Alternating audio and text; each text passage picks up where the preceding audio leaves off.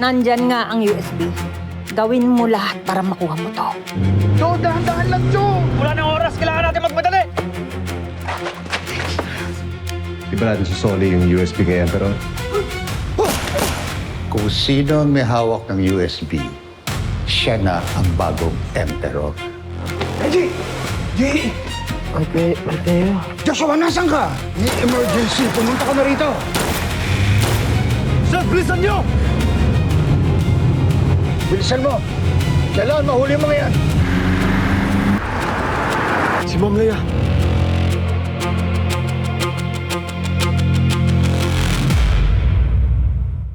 Open fire! Huwag niyo titigilan! Gaspar na yan!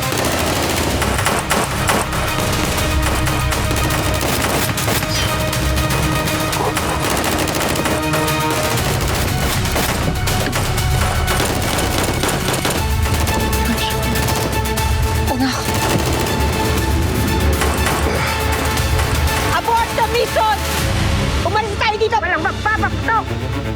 Abort mission! Please!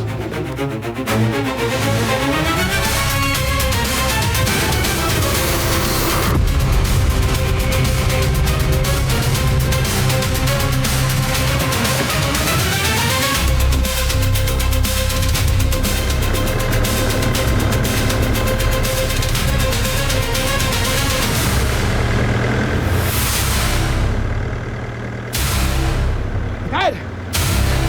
You okay? Who's that?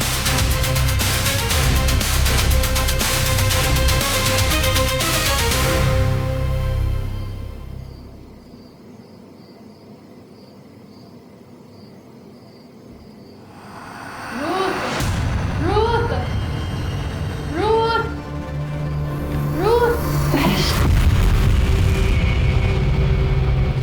Besh?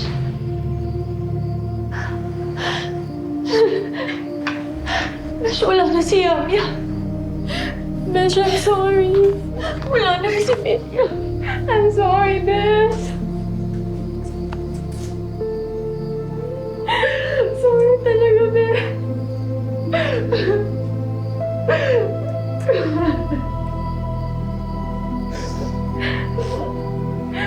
Bes, patawarin mo ako. Hindi kita nadamayan. Importante nandito ka. Hindi ko man naabutan si Yam-Yam. Kasi nangyari sa'yo. Ha? Maski kami alala. Kasi, Bes, masyado kasing naging mabigat para sa akin nung namatay si Sergeant Tomas eh. Nakonsensya ako, Bes. Feeling ko na kasalanan ko kung bakit siya namatay. Inisip ko na dahil ba sa pagkakulit ko sa kanya, naimbestigahan yung pagkamatay ni Mateo, kaya tuloy may mga masamang tao na nagtangka sa buhay niya. Kaya yun, nagpakalayo-layo muna ako. Pumunta ako sa probinsya. O siya, mauna na ako. Hindi na ako magtatagal. Basta pag may kailangan ka, text mo ako pupuntahan kita agad.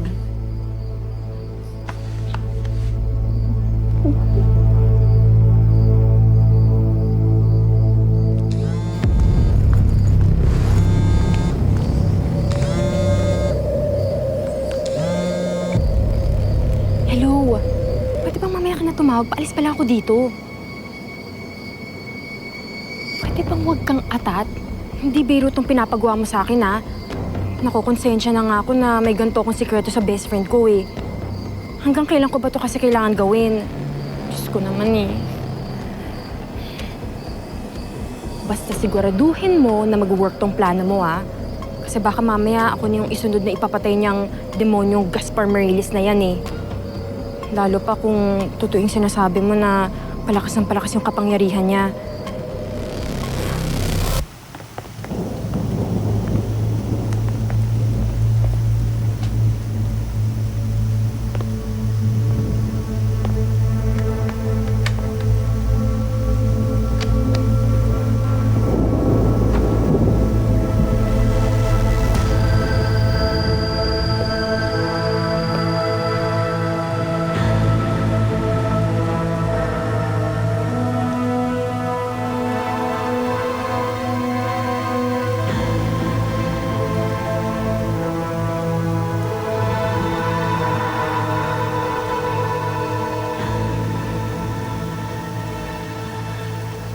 Tonya,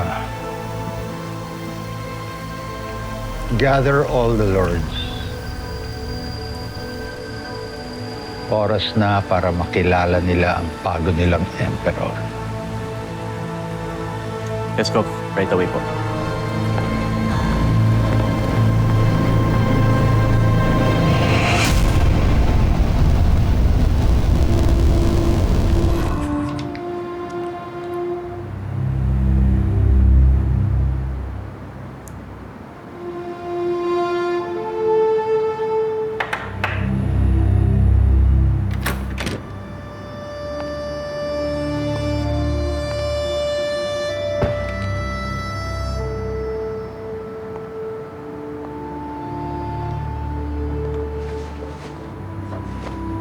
Bakit mo pa siya iniligtas? Hindi ba si Dwayne ang pinili niya? Sa kabila nga ng pagmamahal mo sa kanya, nagawa ka pa niyang traidorin. Muntik ka patuloy mabaril ni Joshua.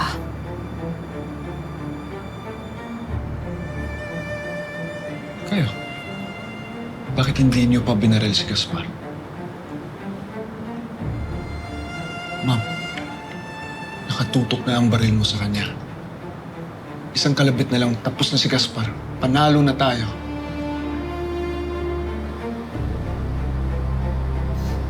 Di ba matagal mo nang hinihintay ang pagkakataon na patayin siya? Pero bakit hindi mo magawa yun?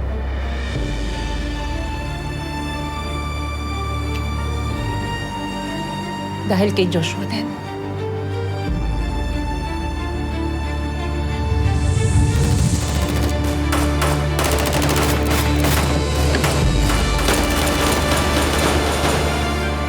Hindi ko magawang isugal ang buhay ng anak ko sa nangyaring shootout. Oo, tama ka. Ang tagal kong pinagplanuhan at pinaghandaan na makaharap si Gaspar at mapabagsak siya. Pero wala sa plano na madamay ang anak ko.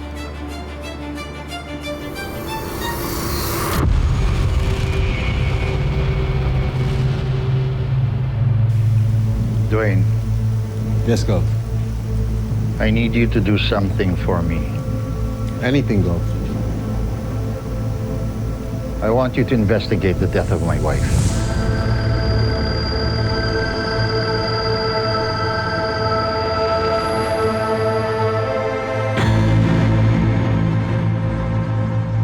Kaya nga ako nagbalik. Para iligtas siya sa mga kamay ng demonyo niyang ama. Parehas lang pala tayo, ma'am eh. Parehas tayo nagdedesisyon dahil sa pagmamahal. Parehas lang tayo ng kahinaan.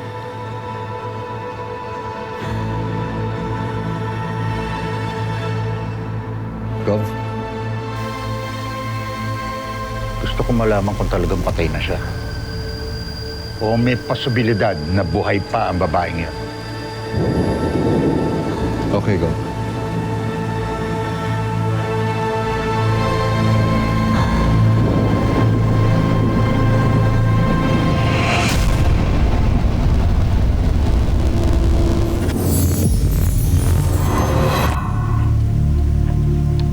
When the lords are gathered here in the mansion, I want you and your boys to be ready for that evening. When I make the announcement, I'm sure they won't receive the news well. Everyone wants to be in this position of power. Everyone wants to be emperor.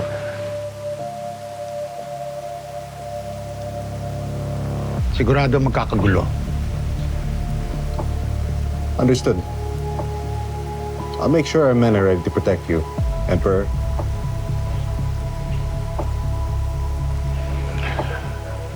Isa lang magiging problema ko.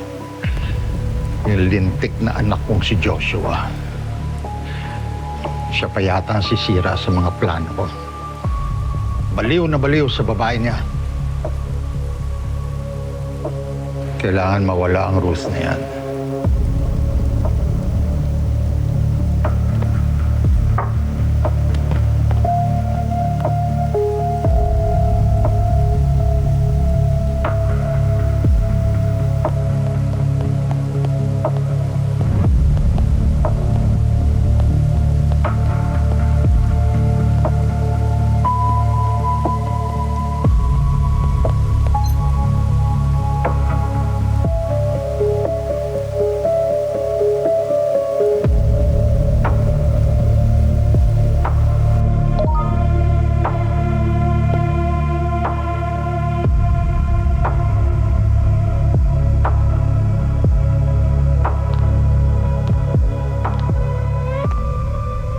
Nakikipagkita si Goff.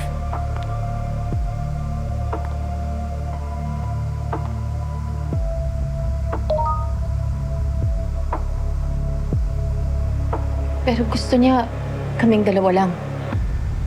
Wala daw si Joshua. Pupuntahan ko na to para matapos na. Nasaan yung baril na binigay ko sa'yo? Nasa bag ko pa rin. Dalin mo yan, Ruth. Gamitin mo kung kinakailangan. Hindi mo alam kung anong pwedeng gawin sa'yo ng demonyong yon. Ruth, gawin mo to para kay Miriam. Para kay Mateo.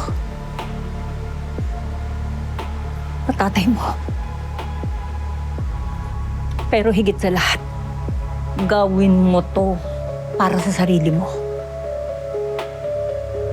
Si Gas parang punot dulo ng pinagdadaanan mo ngayon.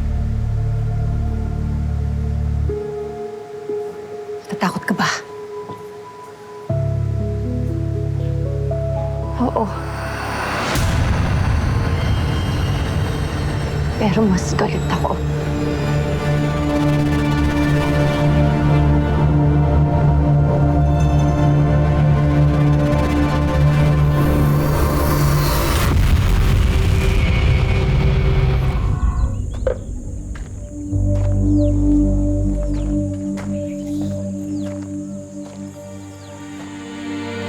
Mateo, umupo ka nga kasi pati ako natitensyon ako sa'yo eh.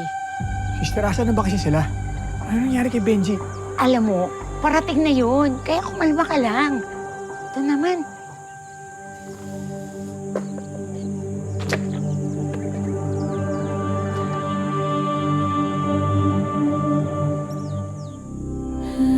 Lord, kayo lang po ang may hawak ng buhay namin.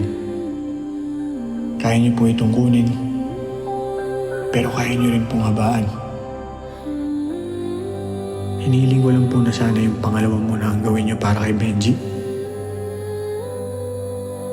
Ayoko pong mamatay siya nang hindi niya nararanasan ang ligaya ng pagkakaroon ng isang pamilya.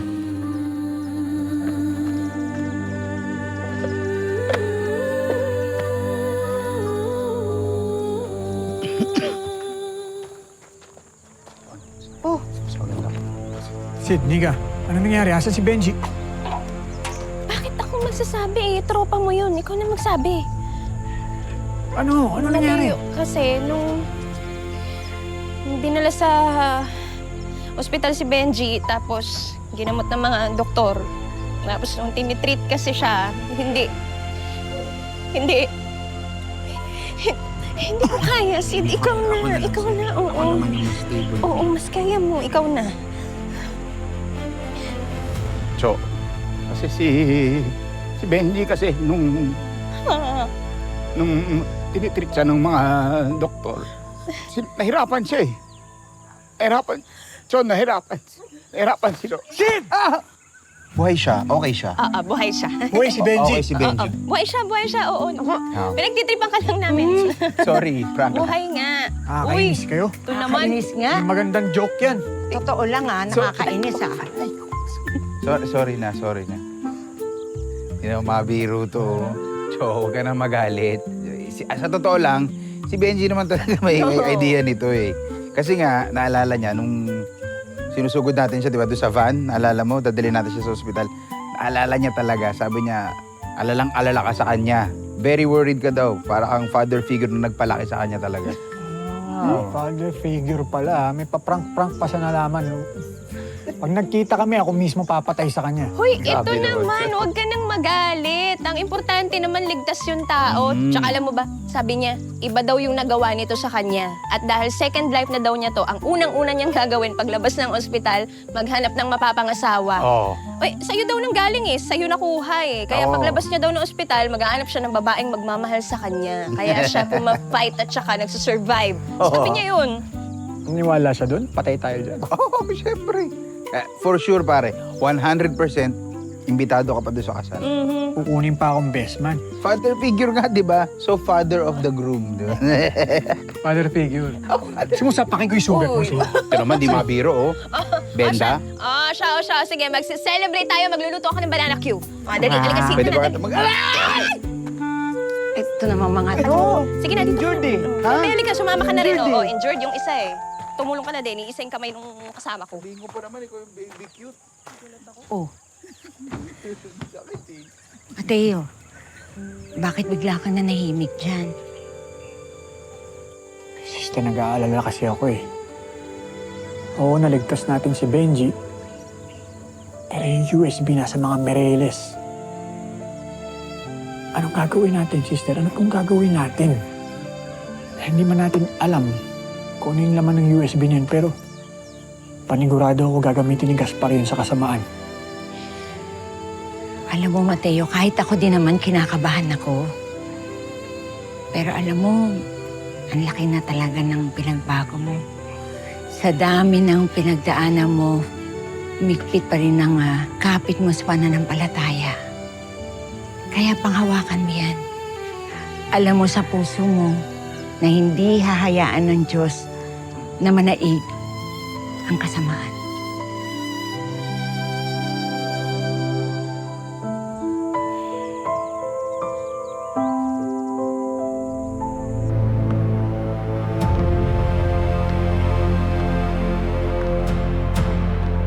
Si Gaspar Mireles ang pumatay sa mga mahal mo sa buhay.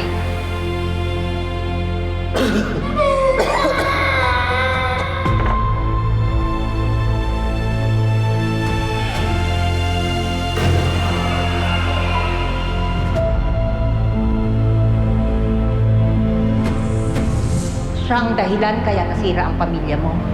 At siya ang dahilan kaya nasira ang buhay mo.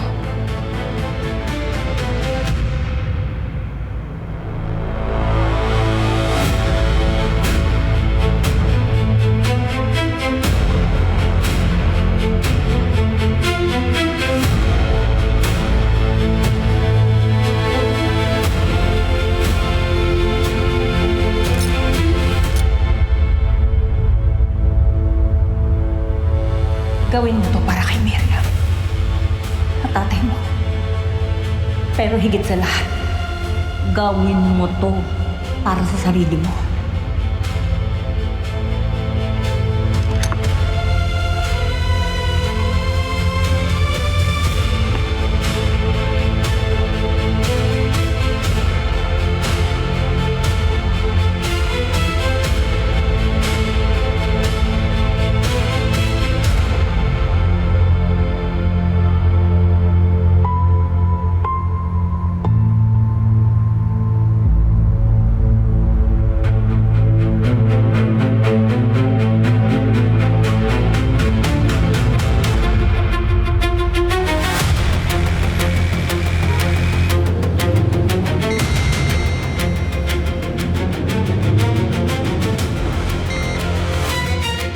What?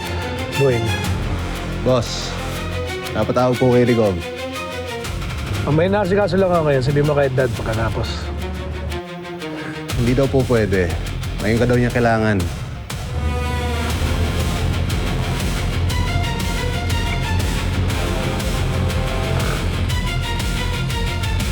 Sa mansyon tayo.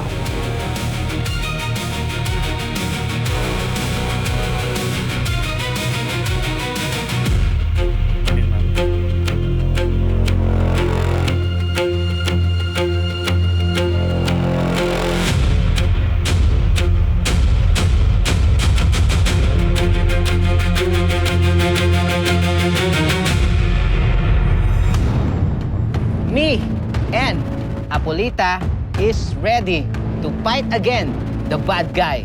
Pamilya, kaya ba ito ni Ruth? Mamamatay tao! Mag-ingat ka sa mga sinasabi mo, ha? Na walang ebidensya. Sino nagsabi sa'yo na wala akong ebidensya, ha? Huwag niyang maliitin ang kakayanan ng isang babae. Ginawa mo na akong ulila. Ginawa mo pa akong biyuda. Pero nagkamali ka nung ginawa mo akong isang ina na naglibing sa sarili niyang anak. Iba ang kaya niyang gawin. Demonyo ka! Lalo na kapag naghihinamis. Demonyo ka! Pinatay mo ang pamilya ko!